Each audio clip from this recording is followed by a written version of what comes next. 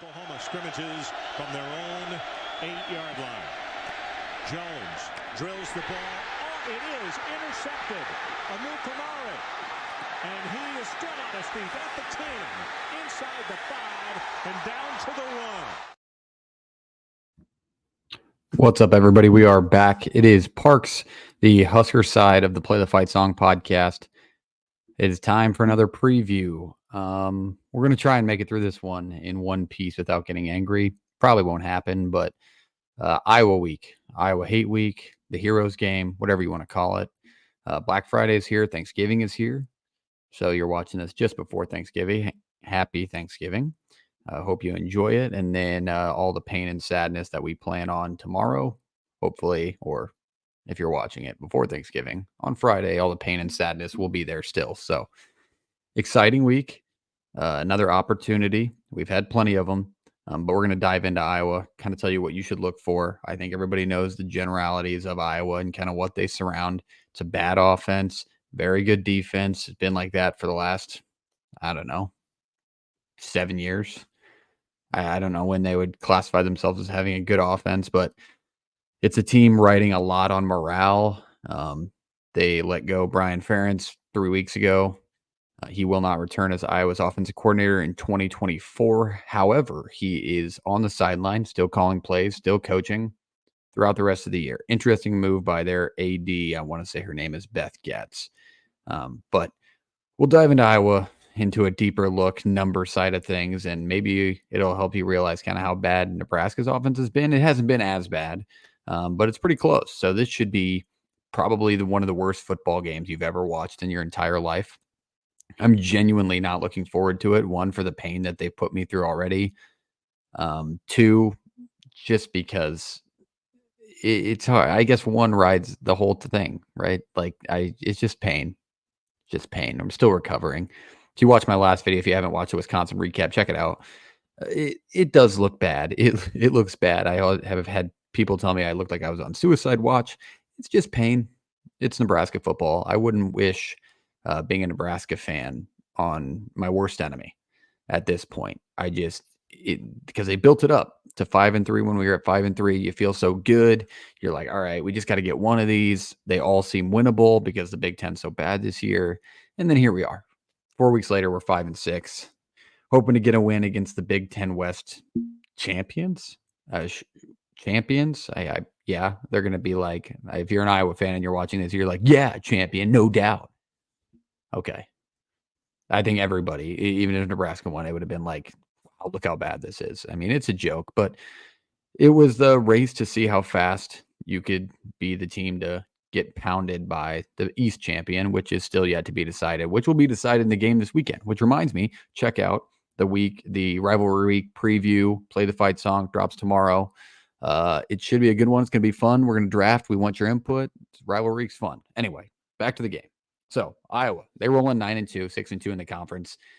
They are 6-2 in the Big Ten, and they only played Penn State. Is probably their toughest opponent they've played, and I don't think that's hard to argue. It's a very good football team, but they got a lot of bigger games at home. Their 2 losses are Penn State and Minnesota. Minnesota, obviously, with the highly debatable invalid fair catch signal from Cooper DeJean, who is a huge name in this game that is not going to be on the field.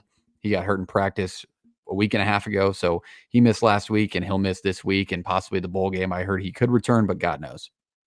So Iowa is down their best player, their best defensive player, their best punt returner, one of their biggest threats to score. If that doesn't tell you the story, I said, yes, he plays defense, and he is their punt returner, and he's a huge threat to score for them. He's a big piece of that offense, not offense. But taking a look at the quarterback spot, it was Cade McNamara, the Michigan transfer. He got injured back in week, I want to say it was 6 or 7 against Michigan State. He's out for the year, so it will be Deacon Hill. Deacon Hill comes in 86 for 173 for 882 yards, 5 touchdowns, and 5 picks. He's not great. I don't think Iowa fans think he's great. I think they are looking forward to getting a new guy back there as soon as possible. He's a little bit of a thicker build, the nice way to put it. It's going to be one of the least run threat quarterbacks we faced all year, if not the least run threat quarterback we faced all year. He did have a big run last week against Illinois. It was like a 3rd and 8 down towards the goal line right before they scored their one of 2 touchdowns. I almost said only touchdown because that's normal, but one of 2 touchdowns. So he did have a run. So he does do it if he needs to. It's just not a guy that's going to get away from fast edge guys like James Williams, Jamari Butler, people like that. So I wouldn't expect him to have a big game on the ground. However, they are a run-heavy team. We're very similar. I don't want to say similar because we like to throw the balls all of a sudden, but they're a very similar style in the fact that they want to establish a ground game. They have been. They always have been. That's how they are just coached. France has been there for 20-something years. LaShawn Williams, their leading back, 139 carries, 668 yards, and 1 touchdown. They're leading back, 1 touchdown. I think the majority of the carries will go to Caleb Johnson. I think he's a little bit quicker. We've seen him before. Sophomore Caleb Johnson. He's a pretty good player, man. He's going to be good at Iowa. He had a good touchdown run for him last week to give him the lead late in the game. 94 carries, 385 yards, 3 scores. He's a little bit quicker, like I said. So I think you'll see him trying to get downhill to the outside of Nebraska's defensive line more often than not when they try and run. He does run between the tackles. He's a shifty back. So he'll be a guy that Nebraska has to limit to be successful on the defensive side of the ball. And on the outside, I mean, their leading receiver is Eric All, and he has not played since week 5. If that doesn't tell you a story, I don't know what will. I mean, Eric All is literally listed as he's been out since October 14th. Their second leading receiver, Nico Reganey, we've seen him before, 24 receptions, 213 yards, and no scores. He had a nice play last week. I think he had like 6 receptions for 54 yards, similar to Billy Kemp, but they have absolutely no weapons that will stand out on the outside. So that's good for our secondary because we kind of struggle with that. And Deacon Hill doesn't throw the ball consistently. He's kind of similar to Petrus in that point, is he just really doesn't throw the ball very consistently. So I think it's a good week for Nebraska to find success on defense, but I could say the same for Iowa as well. So let's take a look at Iowa as a team before we go into their defense. 18.5 points per game. And those are with some skewed numbers against like very bad teams like Western Michigan. I think within the conference, I want to say it's like 12 to 12.5 or 13.5 points per game in conference matchups. 21 total touchdowns on the season, total, all 11 games combined. 30% on third down, -3 in the turnover ratio, and 18 fumbles on the ground this year, and they've only lost 7 of them. In comparison to Nebraska, let's take a look at it, how ugly this is going to be. Hopefully this is a very good point on how you can understand how bad this is going to be, how bad this football game will be. I genuinely am not looking forward to it. 18.2 points per game for Nebraska. Also a bad offense. 25 total touchdowns, 4 more than Iowa. They converted a 37% rate on third down. We are -15 when it comes to turnover ratio. And 27 fumbles on the ground this year, and 13 of them are lost. Granted, we're coming off a week where Chubba Purdy did not fumble. Nobody fumbled. It was with 1 turnover, and it was the last play of the game on just a chuck 'em up shot. So it's coming off probably the best game of the year turnover-wise, which isn't saying much because our quarterbacks have attributed 20. I want to say that out of the 20 or the 30 turnovers, it's like 28 of them are from our quarterbacks. So it's important for Chubba to protect the football, and I think he did a good job of that last week. And we saw some really good things out of Chubba, especially in the ground game. And some throws down the middle of the field, he was pretty good as well. So hopefully we can see him again. He will be the starter. I know there's been some debate around who's going to start for Nebraska this week. It'll be Chubba Purdy. He'll get the majority of the snaps. I think it'll have to be a very drastic bad play. I don't want to say drive, but a very drastic bad play drives. Multiple. I think it'll take like 3 or 4 really, really bad drives for them to make a change. I know Heinrich's back. He was at practice today. He was full go. So it'll be interesting to see kind of if they use them both. I remember game 1 back in Minnesota way back when. It feels like years ago now. Heinrich played tight end a little bit. So it'll be interesting to see if they put him in the field in any way. But Chubba will start. He looked good last week and he earned it. So we'll run into the Heroes game with him. When it goes to Nebraska's offense, I think the keys to the game are to keep pace. It seemed to me last week that we had a great game plan going into the game. We really did. We got up 14-0 within the first 9 minutes. A team that hadn't scored 14 points combined in the first quarter, the rest of the season. So I think if we have a good game plan and we're executing it to then adjust with their adjustments, because Iowa's defensive coordinator, Phil Parker, one of the pristine names in college football when it comes to coordinators, I don't know how he's still there. I don't know if it's a family tie. I'm sure an Iowa fan can tell me that. He's very good at what they do. Like they've been good on defense for years now. So they're going to adjust if we find success, and we need to show them different looks. When we had success against them on offense last year and the year before, it's because we show so many different looks that they don't really have a preset plan to get to it. But they are going to adjust. If they adjust, we need to adjust. We did not do that last week against Wisconsin, which is why we did not score a touchdown the rest of the game. So I'll look for that from Satterfield this week. Hopefully another week of reps under Chuba's belt. He'll be more comfortable within the offense and kind of can take his chances, because what do you have to lose at this point? I know you want to say, oh, well, we're competing for a bowl game. Just put it on the line, man. Whatever happens, happens. We're 5-6. We were 5-3. I mean, at a building block, it doesn't feel like it because you're so drained of hope, but just put it on the line. See what happens. I mean, it's going to be a weird game. This always is with them. It's only been a blowout in like 2 of the matchups, and those were because Nebraska's football teams were just abysmal at that point in time. It's been close when Nebraska's been really bad. It's been close when Iowa hasn't been very good. So we'll see what happens. I mean, God knows. Offensively, I think it'll be important as well to give Emmett the football. He only got 13 carries last week, which is terrible. I was hoping he would be upwards of 20, maybe 25 by the end of the game. He only had 13, kind of split him with AG. I don't know if AG will play as much this week, but I thought he did fine last week. It's going to be a weird ground and pound style game for both teams, I think, which is, I want to say, advantage us because our run defense is pretty good. But both offenses are so bad and both defenses are very good. So this is going to be an ugly football game that tells you everything you need to know. If you take a look at that Vegas line, even if you're not a sports bettor, Vegas is telling you that both of these teams combined, the line is 26.5. It's got to be one. If it's not it's got to be one of the lowest in Power 5 football history. It's going to be an ugly one, man. And my prediction reflects that. And I'll get to that at the end.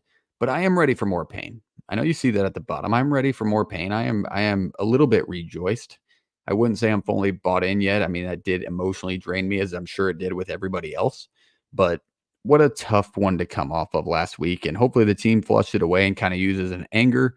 And Iowa's coming off of winning the Big Ten West against Illinois, who we've also beat in a close game. So hopefully they're kind of overlooking it, kind of preparing for the next game, because no matter what happens, they're going to be playing in it. I know they won't be, because that's not how Ferentz operates things over there. But Nebraska's, I mean, trying to hang on to something, trying to get 15 more practices and a poinsettia bowl. And Iowa's looking to go play in Indy against whoever's going to beat them. So it'll be interesting to see kind of the pace of the game and who comes out flat and who doesn't. I think Nebraska will be ready to play. I think Matt Rule will have the seniors ready to lead, try and get to that last game. I know Ty Robinson announced today that he's coming back, today being Tuesday night. So that's a good spot. Hopefully he has a big game and the guys rally around him and kind of join him, because I think we do have a lot of talent on that defense, and it adds to the depth, which is always helpful in a 3-3-5. So, all right, let's flip it to the Iowa defense. The Iowa defense obviously is big. I'm not going to attempt his name, but they have a huge stud in the defensive backfield. Xavier Nwapa, sure, probably not even close, but he's a stud. So we need to watch out for him over the secondary throwing down the field. He can hurt us, and you know what Iowa likes to do on defense is they want to cause you to make mistakes. They want to force turnovers, and that's how they're going to win the game. You could turn the ball over on your own 30-yard line, and Iowa could end up not scoring, but they're going to force 2 more, where they're going to get 6 points out of it. And I mean 6 points and 2 field goals. And you're going to lose 6-0. Like, that's just who they are. They're not going to beat themselves. When they do, they get dominated. Last year, they beat themselves a little bit when we beat them in Kinnick. Fumble a punt, 2 quarterback fumbles. Nebraska needs to do that on defense this year to have more success. We need to force turnovers. We didn't do it last week. We didn't have success. That is a huge key for this Nebraska team, is to force turnovers. So our defense needs to come through. Their defense is always looking to come through on that route. And this is not a good team to do it against, because we turn the ball over quite a bit, leading the country in that stat. Leading tackler on their defense, linebacker Jay Higgins, 133 tackles, 57 of them are solo, 1 sack, 1 interception. That is a national award stat line, gentlemen. That is a national award stat line.